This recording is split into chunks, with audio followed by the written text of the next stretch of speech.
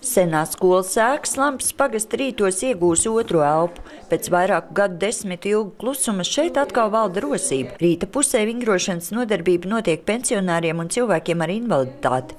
Valfrīds dāmu pulciņā ir vienīgais stiprā dzimuma pārstāvis un uz jauno kopienu centru nāk jau kopš pirmās nodarbības.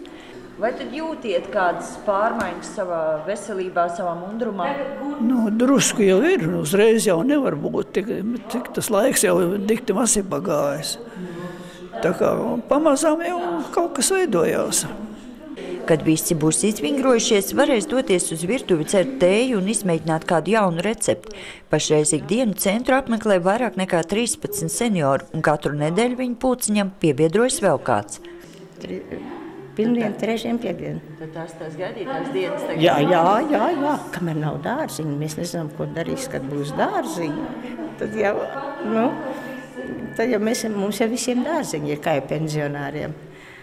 Augststāvā pagaidām gan vēl klusums. Vairāk nekā 30 skolas vecuma bērni ieradīsies pēcpusdienā. Pulciņu vadītāju iedvesmoti viņi šeit apgūst dažādus rokdarbus, spēlē galda spēles. Apliecinājums tam, ka jaunies lampēniešu paaudzē šeit patīk, ir paši sastādītie iekšējie kārtības noteikumi, kur tiekot arī ievēroti. Kopš brīža, kad centrs vēr durvis apmeklētājiem, ir pagājis mēnesis. Sociālo pakalpojumu nodaļas vadītājs stāsta, ka lielos vilcienos iecerētais ir izdevies. Par centra apmeklēšanu interesējoties arī ļaudis no citiem pagastiem. Protams, palielināsies šo cilvēku skaits, kad varēs nodrošināt ar transportu, jo ir tādi, kas loģiski nevar paši atnākt. Ja jau cilvēkam ir invaliditāte vai arī solīts vecums ar dažādām nespējām, tad pastāv šī iespēja, kad būtu vajadzīgs transports. Šis ir jautājums, kas tiek pašlaik ir risināšanā, un viņš, protams, tiks atrisināts. Jau martā jaunajā kopienu centrā tiks atvērta arī ambulance.